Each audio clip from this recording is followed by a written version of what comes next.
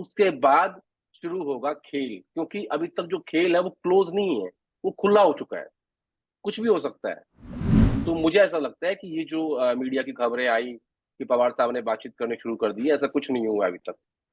और अब आपके दर्शकों के लिए खबर ये है कि वो रायबरेली सीट रखेंगे, वायनाड को छोड़ देंगे। कांग्रेस पार्टी भले बहुमत के करीब नहीं पहुंची है, लेकिन जब फैसले आए हैं तो यह साफ दिख रहा है कि कांग्रेस पार्टी ने भारतीय जनता पार्टी के विजय रथ को रोक दिया है।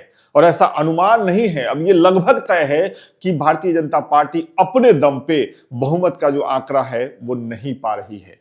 इस सबको और विस्तार से जानने के लिए, कांग्रेस पार्टी के मन मिजाज को समझने के लिए आज सुबह से कांग्रेस पार्टी के दफ्तर में किस तरह की तैयारी थी, नेताओं ने बंद कमरे में किस तरह की बातें की हैं, क्या कुछ रणनीति बनी है, हमने संपर्क किया लोकमत समूह के वरिष्ठ पत्रकार आदेश रावल जी से। आदेश रावल का एक छोटा सा संक्षिप्त सा परिचय यह है कि कांग्रेस पार्टी की नस नस वो समझते हैं। आदेश जी, सबसे पहले तो मैं आपसे यही समझता हूं कि फैसले की शाम कांग्रेस पार्टी के बड़े नेताओं ने प्रेस कॉन्फ्रेंस की। राहुल गांधी, मल्लिकार्जुन खड़गे, सोनिया गांधी इस प्रेस कॉन्फ्रेंस में मौजूद रहीं। लेकिन इस प्रेस कॉन्फ्रेंस से पहले कांग्रेस पार्टी के दफ्तर में क्या कुछ हुआ, मन मिजाज कैसा रहा दफ्तर का, नेताओं का, वो जरा बताइए। देखिए, मैं स्टार्ट करता हूँ सोनिया गांधी के यहाँ होने से, क्योंकि पिछले 15-16 साल से मैं कांग्रेस पार्टी कवर कर रहा हूँ और मैंने चुनाव शुरू होने से पहले जब कांग्रेस पार्टी के अकाउंट फ्रीज कर दिए गए थे, तब सोनिया गांधी प्रेस कॉन्फ्रेंस में आई थी और आज प्रेस कॉन्फ्रेंस में आई हैं। तो थोड़ा-सा मुझे सरप्राइजिंग लगा कि सोनिया गांधी खुद चल के आई इसके लिए। तो ज़ाहिर है कि उनको इस बात की खुशी है कि जो कांग्रेस पार्टी करना चाह रही थी, उसमें वो कामयाब रहे हैं कि बीजेपी को मैंडेट ना मिले। अब आपने बात करी कि कांग्रेस पार्टी में कैसा माहौल था, क्या था? दरअसल एग्जिट पोल के बाद थोड़ी निराशा थी कांग्रेस पार्टी के भीतर कि अगर ये सही साबित हो गया, क्योंकि किसी ने भी 350 से कम सीट नहीं दी थी और अगर मान लीजिए कि 350 से घट के 300 आ जाती बीजेपी, तो भी क्या फ़र्क पड़ता? लेकिन एक चमत्कार की उम्मीद थी जिसका ज़िक्र राहुल गांधी ने भी किया और जो वो कॉपी लेके आए थे कॉन्स्टिट्यूशन की, वो ये था कि कांग्रेस पार्टी ने 10 मार्च को राहुल गांधी ने एक ट्वीट किया था अनंत हेगड़े के एक स्टेटमेंट के बाद। उन्होंने कहा था कि बीजेपी को 400 सीट इसलिए चाहिए क्योंकि वो देश का संविधान बदलना चाहते हैं। तो वहां से ये लड़ाई शुरू होती है और वहां से शुरू होते होते और कांग्रेस पार्टी के इंटरनल सर्वेस थे और तमाम चीजें थी, उसमें उन्होंने पाया कि ये ऐसा मुद्दा है जो जो बीजेपी को नुकसान कर सकता है और हुआ भी वही। आप देखिए, हरियाणा में, उत्तर प्रदेश में, राजस्थान में, महाराष्ट्र में, कर्नाटक में दलित समुदाय के लोगों ने एक मुश्त वोट दिया है कांग्रेस को और इंडिया अलायंस को। और जिसका सबसे बड़ा परिणाम नजर आता है उत्तर प्रदेश में, जहाँ किसी ने नहीं सोचा था कि बीजेपी इतनी ज्यादा सीटें कम हो जाएगी और समाजवादी पार्टी ऐसे उभर के आएगी। और कांग्रेस पार्टी अमेठी रायबरेली जीतेगी, इसके साथ साथ 5 सीट और निकाल देगी। ये भी किसी भी व्यक्ति की कल्पना किसी ने नहीं की थी ऐसी कि ऐसा हो सकता है उत्तर प्रदेश में। तो ये सबसे बड़ा डेंट है। और रही बात अब कांग्रेस पार्टी की, कांग्रेस पार्टी इसलिए खुश है, देखिए उनको इस बात का पता था कि सत्ता में वो नहीं आ सकते। राहुल गांधी का सिर्फ एक ही मकसद था इंडिया अलायंस को फॉर्म करने का कि उन्हें किसी भी तरीके से प्रधानमंत्री नरेंद्र मोदी को रोकना है। उन्हें नरेंद्र मोदी को तीसरी बार की शपथ नहीं चाहते थे कि वो ले पाए। तो ये उनका मकसद था। अब जो नतीजे आ रहे हैं, मुझे लगता है कि अभी भी बहुत सारी सीटें ऐसी हैं जिनमें मार्जिन बड़ा क्लोज है। कहीं 5,000 है, कहीं 3,000 है, कहीं 7,000 है, कहीं 10,000 है। तो इस सिस्टम को बड़ा क्लोजली वॉच किया जा रहा है और इसमें अगर मान लीजिए आप 25 से 30 सीट है, अगर 10 सीटें भी बीजेपी हार जाती है तो उनका नंबर घट के 230 225 तक आ सकता है। जी। इसी इसी बात का इंतजार कांग्रेस पार्टी कर रही है कि फाइनल टैली क्या होगा, उसके बाद शुरू होगा खेल, क्योंकि अभी तक जो खेल है वो क्लोज नहीं है, वो खुला हो चुका है, कुछ भी हो सकता है। क्योंकि आप देखिए, नीतीश कुमार और चंद्रबाबू नायडू को मिला दें तो 30 सीट बैठती हैं, 240 बीजेपी, 272 का आंकड़ा इन दोनों के अलावा पूरा नहीं हो रहा है। मतलब अलाइज है छोटे छोटे, मैं उसकी बात नहीं कर रहा हूँ, लेकिन जो बड़े अलाई हैं उनको मैं मिला दूं, और ये दोनों ही कांग्रेस पार्टी के साथ रह चुके हैं, इनको कोई परहेज नहीं है। और राजनीति में कोई किसी का दोस्त नहीं होता, कोई दुश्मन नहीं होता, सब सहूलियत के हिसाब से चलते हैं। तो मेरा ऐसा मानना है फाइनल टैली आने के बाद रणनीति बनेगी और एक बात आपको और बोल देता हूँ जी। कि बीजेपी के पास प्रधानमंत्री का पद खाली नहीं है, कांग्रेस पार्टी के पास, राहुल गांधी के पास ये पद खाली है। और ये उनका एक ऐसा तुरुप का इक्का है जिसको वो आखिरी में चलेंगे और वो कह देंगे कि ठीक है, कोई भी आप चुन लीजिए, फैसला कर लीजिए, प्रधानमंत्री पद आपका, लेकिन शर्त एक ही है कि नरेंद्र मोदी पीएम नहीं बनेंगे।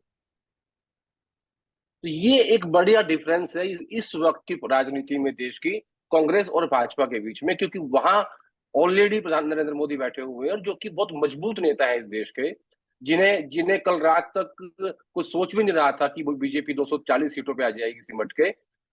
तो मेरा ऐसा मानना है कि कांग्रेस पार्टी के पास देने के लिए प्रधानमंत्री पद है, जो कि एक बड़ी चीज है। दूसरा सवाल मेरा आपसे यह है कि राहुल गांधी अब वायनाड से भी चुनाव जीत चुके हैं और रायबरेली से भी चुनाव जीत चुके हैं। पिछली बातचीत जब हमारी आपसे हुई थी तो आपने यह बताया था कि राहुल गांधी को मनाने में लगे नेता यही तर्क दे रहे हैं कि पहले आप चुनाव लड़ लीजिए दोनों जगह से, फिर कौन सी सीट छोड़नी है कौन सी रखनी है हम बाद में तय करेंगे। तो अब यह बता दीजिए कि जब राहुल गांधी दोनों जगह से चुनाव लड़ चुके हैं तो कौन सी सीट अपने पास रखेंगे और कौन सी सीट नहीं रखेंगे। आपके लोकमत के दर्शकों को एक और खबर दे देते हैं। हाँ। दोनों सीट जीत गए हैं, पहले से तय था। और राहुल गांधी ने जब तक रायबरेली की लड़ने की हाँ नहीं की थी, तब खड़गे साहब ने उन्होंने कहा कि ये फैसला हम बाद में कर लेंगे कि 4 तारीख के बाद जैसा देश की राजनीति जिस तरफ जाएगी। उस वक्त वो रिजिड थे कि मैं वायनाड नहीं छोड़ूंगा, क्योंकि उन लोगों ने मेरा बहुत साथ दिया है। फिर राहुल गांधी खड़गे साहब के निवेदन पे माने, उन दोनों की आपस में बातचीत हुई। राहुल गांधी में एक चीज अच्छी है कि वो खड़गे साहब की बात को कभी नहीं मोड़ते। उनको लगता है कि वो कांग्रेस प्रेसिडेंट है, वो व्यक्ति नहीं है, वो एक अथॉरिटी है। तो उन्होंने उनको कन्विंस किया, राहुल गांधी माने, रायबरेली लड़े, वो जीत गए। और अब आपके दर्शकों के लिए खबर ये है कि वो रायबरेली सीट रखेंगे, वायनाड को छोड़ देंगे।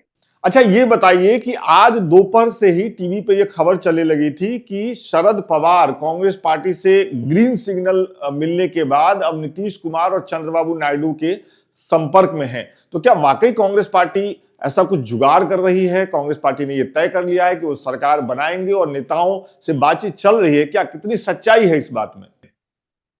नहीं नहीं, ऐसी कुछ नहीं हुआ है, ना कोई ऐसी बातचीत हुई है। शरद पवार ने खुद ने भी इस बात को खारिज किया है कि वो संपर्क में आ गए हैं। और जहां तक मेरे पास जानकारी है वो ये है कि चंद्रबाबू नायडू के लिए कम से कम कांग्रेस पार्टी को और राहुल गांधी को या नेतृत्व को शरद पवार की जरूरत नहीं है। कांग्रेस पार्टी के पास दो ऐसे नेता हैं साउथ के जो काफी बड़े नेता हैं, उनमें से एक मुख्यमंत्री भी हैं, जिनके सीधे संबंध नायडू साहब से हैं। और नीतीश कुमार के लिए भी उन्हें किसी की जरूरत नहीं है, उनसे वो सीधा खुद भी बात कर सकते हैं। और उसके लिए उनके पास और भी लोग हैं। तो मुझे ऐसा लगता है कि ये जो मीडिया की खबरें आई कि पवार साहब ने बातचीत करनी शुरू कर दी है, ऐसा कुछ नहीं हुआ अभी तक। तो हाँ, लोगों को जिम्मेदारी जरूर दी गई है कि आप इन इन लोगों से कैसे बात करनी है, क्या करना है। लेकिन वो अभी बहुत जल्दी है, क्योंकि कांग्रेस पार्टी ऐसा सोच रही है अभी कि अगर बीजेपी घट के 225, 127, 28 तक आ जाती है, तब वो एनडीए के पार्टनर्स को ऑफर देना, कांटेक्ट करना शुरू करेंगे, other than prime minister post. वो कहेंगे कि भैया इसके अलावा बताइए क्या चाहिए आपको। और जब मैंने कहा ना कि जब बात अगर नहीं बनेगी तो आखिरी में उस तुरुप के का इस्तेमाल किया जाएगा जो कांग्रेस के पास है, जो कांग्रेस पहले भी करती आई है और इस बार भी कर देगी।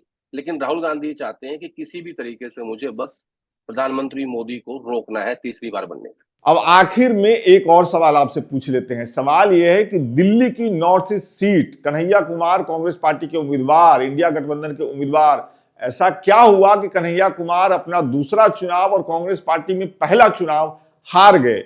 इस बात को लेकर के कांग्रेस पार्टी में क्या बातचीत हो रही है? आपका आकलन क्या कह रहा है, कन्हैया अपना चुनाव क्यों हारे? नहीं, आप पूरे दिल्ली का उठा के पैटर्न देख लीजिए। आप पहले दिल्ली का पैटर्न देखिए, दिल्ली में क्या होता है। एक लाभार्थी वर्ग दिल्ली में है, उसका उसका एक बेनिफिशियरी है, मतलब एक दिल्ली सरकार है जिनसे उसको फायदा होता है बिजली का, पानी का। और एक मोदी सरकार है जिससे फायदा होता है राशन का। 5 किलो राशन जो भी उसमें आता है वो एक पैकेज है पूरा। तो ट्रेंड ये कहते हैं कि विधानसभा चुनाव में वो जो गरीब तबका है, जो लाभार्थी वर्ग है, वो अरविंद केजरीवाल को वोट करता है और लोकसभा चुनाव में प्रधानमंत्री मोदी को वोट करता है, बीजेपी को वोट करता है। इस बार इस पे नजरें टिकी हुई थी कि अरविंद केजरीवाल की गिरफ्तारी के बाद दिल्ली का ये बड़ा वर्ग किस तरफ जाएगा।